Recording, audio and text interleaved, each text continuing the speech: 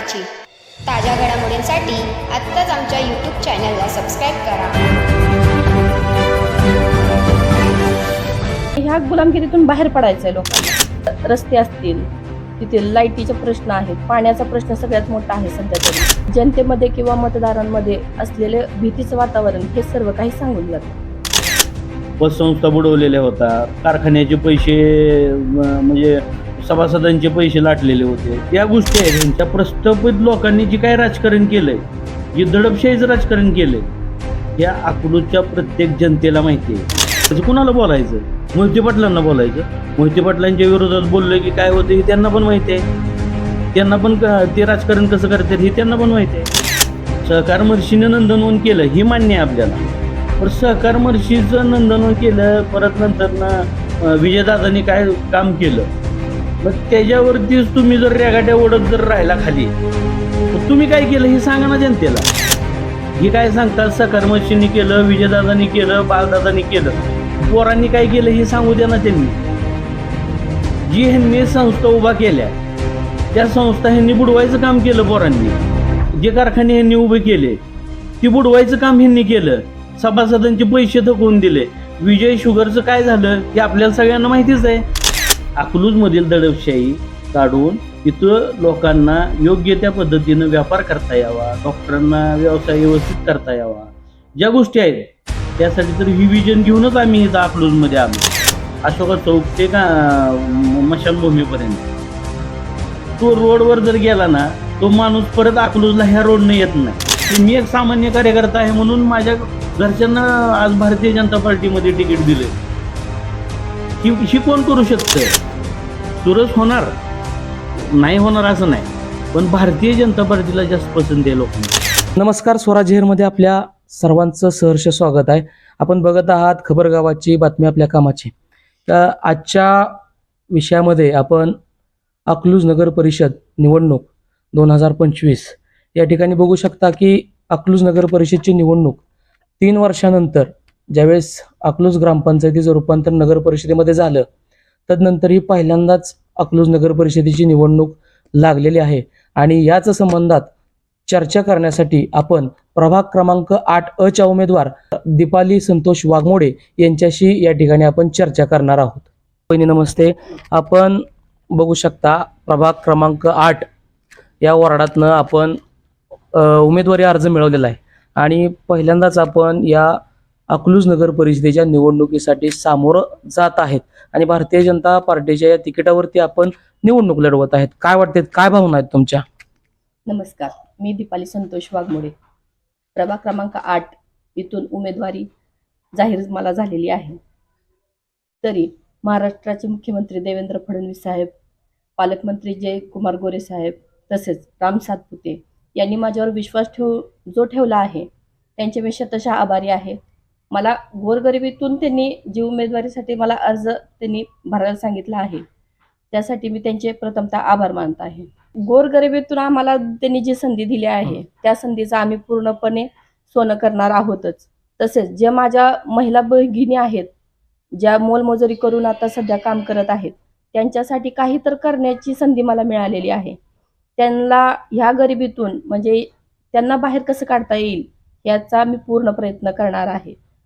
नक्की आपण बघू शकता की भारतीय जनता पार्टी पूर्ण ताकदीनं या अकलूज नगर परिषद निवडणुकीसाठी उतरलेली आहे आणि पहिल्यांदाच एवढ्या 26+1 म्हणजे 26 जागेवरती उमेदवार भारतीय जनता पार्टीने दिलेला आहे आणि नगराध्यक्ष पदाचा उमेदवार देखील या ठिकाणी निवडणूक लढवत आहे.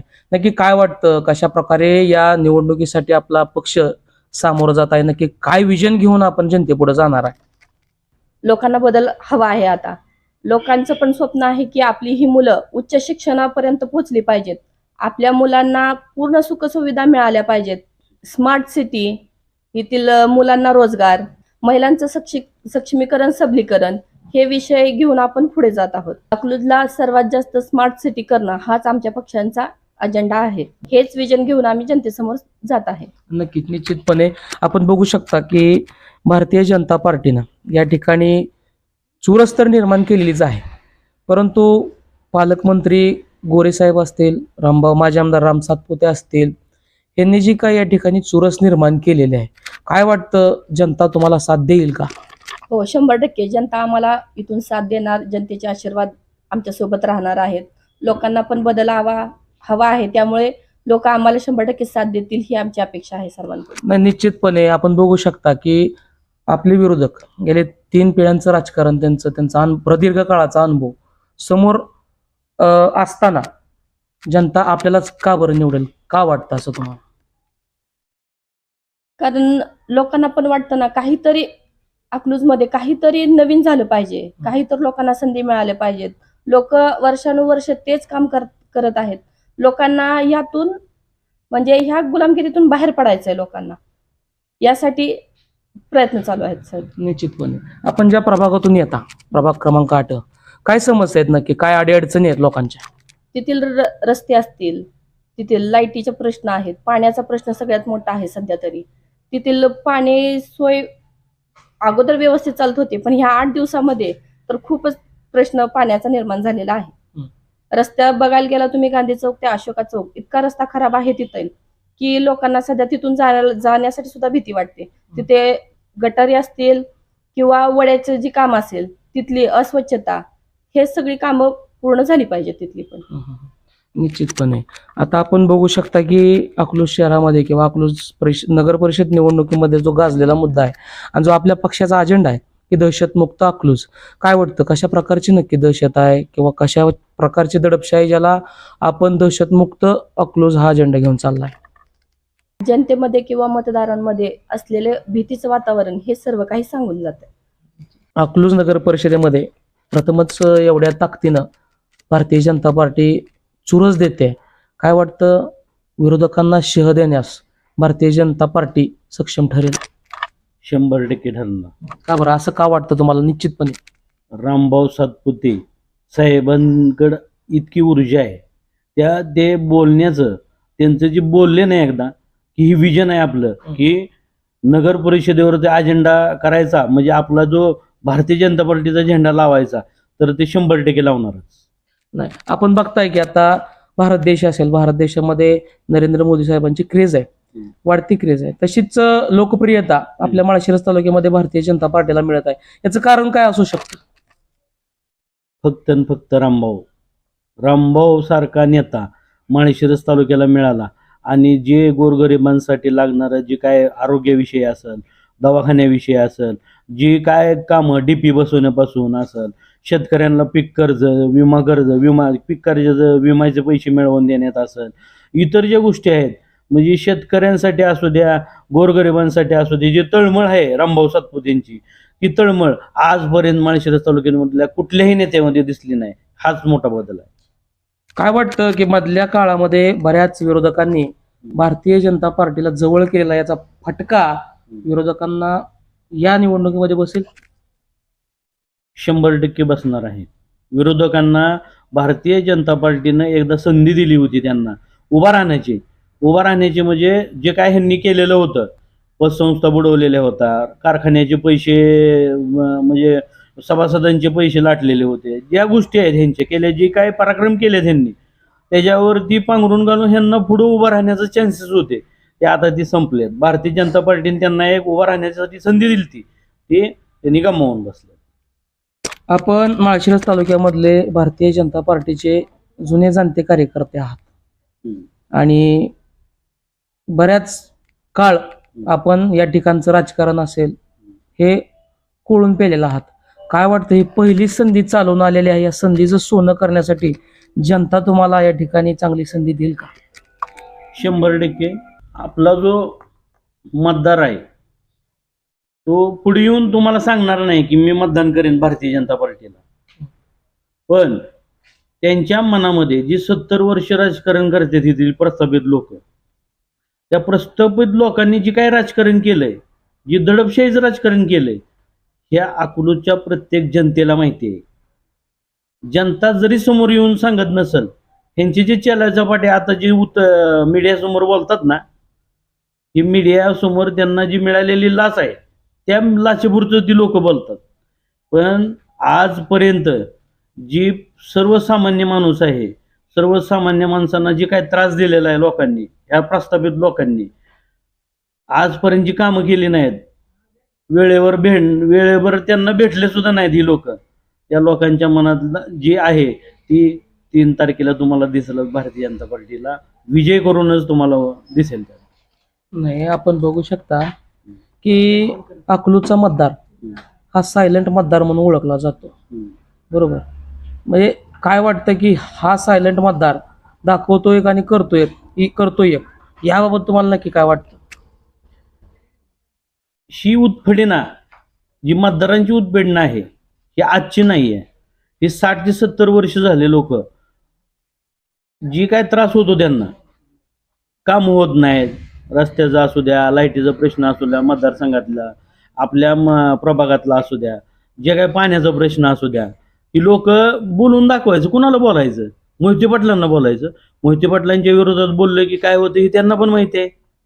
त्यांना पण ते राजकारण कसं करतात हे त्यांना पण माहिती आहे. लोकांना माहिती आहे ना. आपण म्हणण्यापेक्षा त्या लोक आता भारतीय जनता पार्टी सरकार, ढाण्या वाघ, रामभाऊ सातपुते आपल्याला पाठीमागं आलाय. लोकांना पण आता कळून चुकलं की ह्या माणसाला आपण जर ताकद दिली तर पुढं अकलूज मधलं राजकारण बदलू शकतं, चेहरामोहरा बदलू शकतो अकलूज मधला. हे लोकांना विश्वास आलाय की रामभाऊ सातपुते सारखा माणूस जर आपल्या मागे उभा राहिला खंबीरपणे तर आपण अकलूजमध्ये पुढे येऊन काम करू शकतो. हे लोकांना विश्वास ज्यावेळेस पटला ना त्यावेळेस भारतीय जनता पार्टी अकलूजमध्ये काम करू शकते. ही विश्वास निर्माण करण्याचं काम केले की रामभाऊ सातपुते साहेब आहे. आणि निश्चितपणे आपण बघू शकता की विरोधकांमध्ये किंवा जनतेमधनं सुद्धा असं बोललं जातं की 3 पिढ्याचं राजकारण आहे, आज 4थी पिढी राजकारणामध्ये आहे. दगड जरी उभा केला तरी तो निवडून येणारच, हे जनसामान्यांची मत आहेत. याबाबत आपण काय सांगा? आता ऐका, आजोबानं केलं, आजोबानं नंदनवन केलं, बरोबर आहे का? हे मान्य आहे आपल्याला. सहकार महर्षीने नंदनवन केलं हे मान्य आहे आपल्याला. बरं, सहकार महर्षीचं नंदनवन केलं, परत नंतर विजयदादांनी काय काम केलं, मग त्याच्यावरतीच तुम्ही जर रेगाट्या ओढत जर राहिला खाली, मग तुम्ही काय केलं हे सांगा ना जनतेला. हे काय सांगतात सहकार महर्षींनी केलं, विजयदादांनी केलं, बालदादांनी केलं, पोरांनी काय केलं हे सांगू द्या ना त्यांनी. जी ह्यांनी संस्था उभा केल्या त्या संस्था ह्यांनी बुडवायचं काम केलं. पोरांनी जे कारखाने ह्यांनी उभे केले ती बुडवायचं काम ह्यांनी केलं. सभासदांचे पैसे थकवून दिले. विजय शुगरचं काय झालं हे आपल्याला सगळ्यांना माहितीच आहे. आपल्याला नवीन काय सांगायची गरज नाही. ज्या संस्था होत्या ना, जी वडिलांनी केलेल्या, ज्या आजोबांनी केलेल्या, त्या संस्था बुडवण्याचं काम ह्यांनी केलं. फक्त ह्याच्या पलीकडे काहीच केलं नाही.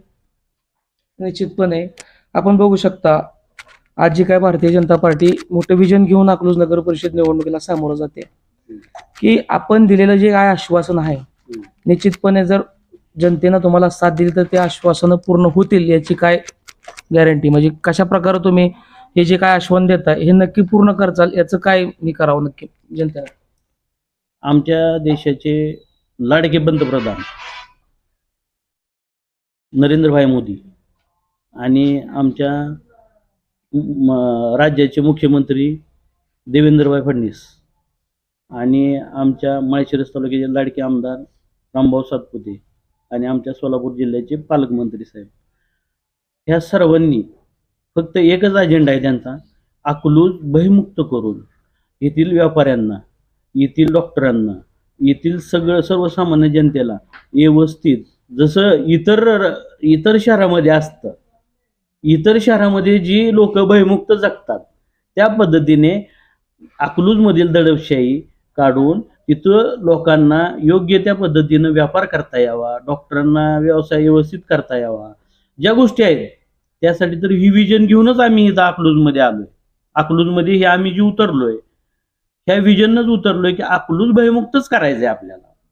येथील रस्ते असतील, येथील ड्रेनेजची व्यवस्था असेल, गटरीची व्यवस्था असेल, सांडपाण्याची व्यवस्था असेल, हा अकलूज माळशिरसला जाणारा रोड आहे अशोका चौक ते मशानभूमीपर्यंत, तो रोडवर जर गेला ना तो माणूस परत अकलूजला ह्या रोडने येत नाही. गावामध्ये येणारा जो मुख्य रस्ता आहे तो जो रोड असा असेल तर तुमचं विजन काय? मग ते जे चेहरामोहरा बदलायचं जर काम असेल तर हा फक्त एकच माणूस करू शकतो, रामभाऊ सातपुते. निश्चितपणे आपण म्हणताय की दहशतमुक्तीच्या दिशेने अकलूजला न्यायचं आहे. हा. भारतीय जनता पार्टीमध्ये अनेक पुढारी असतील, कार्यकर्ते असतील, यांच्यावरती दबाव टाकून भारतीय जनता पार्टीमध्ये प्रवेश दिला जातोय असंही जनसामान्यांमधनं बोललं जातंय. मग ही दहशत नाही का? याबाबत काय म्हणतात? मी साधा रिक्षावाला आहे. कोण आहे? अकलूजमध्ये रिक्षा चालवतो मी. मग जर रिक्षावाला एवढा मी भयमुक्त तुमच्या समोर बोलतोय बरोबर आहे का नाही? मग माझ्यावर दबाव टाकून मी प्रवेश केलाय का भारतीय जनता पार्टीमध्ये? ही चुकीचं आहे. अत्यंत ही जी कोण म्हणत असेल हे अत्यंत चुकीचं बोलत आहेत. निश्चितपणे आपण बघताय माळशिरस तालुक्यामध्येच नव्हे तर आता अकलूज नगर परिषदेची निवड लागली, त्या पार्श्वभूमीवर अनेकांचे प्रवेश होत आहेत. नक्की ही कुठली क्रेज म्हणावी लागेल, कुठली क्रेज नक्की ही म्हणावी लागेल ज्यामुळे जनता तुमच्याकडे आकर्षित होते? 70 वर्ष ही माणसं म्हणजे अकलूजची माणसं बऱ्यापैकी दडपशाहीमध्ये जगत होती.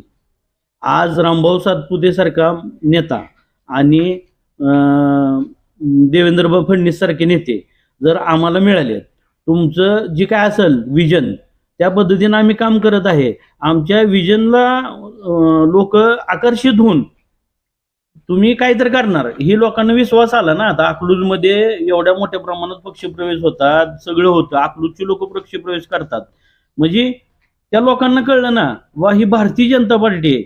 मी सर्वसामान्य माणूस आहे, मी सर्वसामान्य कुटुंबात आहे, मी 1070 झोपडपट्टीत राहणारा माणूस आहे. तर माझ्या घरच्यांना भारतीय जनता पार्टी, मी एक सामान्य कार्यकर्ता आहे म्हणून माझ्या घरच्यांना आज भारतीय जनता पार्टीमध्ये तिकीट दिलंय. ही कोण करू शकतं?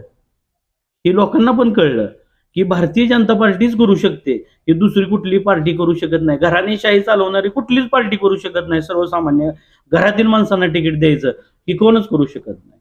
निश्चितपणे आपण बघू शकता की नगर परिषद निवडणुकीमध्ये सर्वपक्षीय जोर लागलाय. काय वाटतं, एकतर्फी का चुरस? इतर पक्षांचं मी काय बोलू शकत नाही.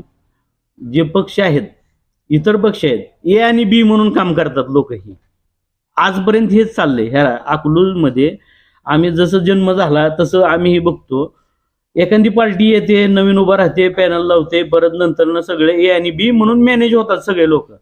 त्यांच्याविषयी जास्त बोलणं हे नाही, पण चुरस निर्माण होईल का? एकतर्फी बीजेपीच्या पारड्यातलं जनता आपला मतस्वरूपी आशीर्वाद पाडेल?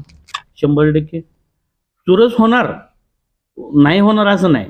पण भारतीय जनता पार्टीला जास्त पसंती आहे लोकांची, एवढंच मी सांगेन. निश्चितपणे वहिनींना एक शेवटचा प्रश्न असेल की आपल्या माध्यमातून आपण पहिल्यांदा निवडणुकीस सामोरे जात आहात, विजनही मोठं ठेवून चाललेलं आहात. आपल्या या अकलूजच्या जनतेला आपण नक्की काय आव्हान कराल? मी एकच आवाहन करेन की भारतीय जनता पार्टीवर तुम्ही जो आजपर्यंत विश्वास दाखवलाय, इथून पुढे सुद्धा तुमचा विश्वास असाच कायम आमच्या सोबत राहू द्या. तुमच्या विश्वासाला पूर्णपणे उतरण्याचा आम्ही प्रयत्न 100% करणार आहोत. निश्चितपणे खूप खूप धन्यवाद.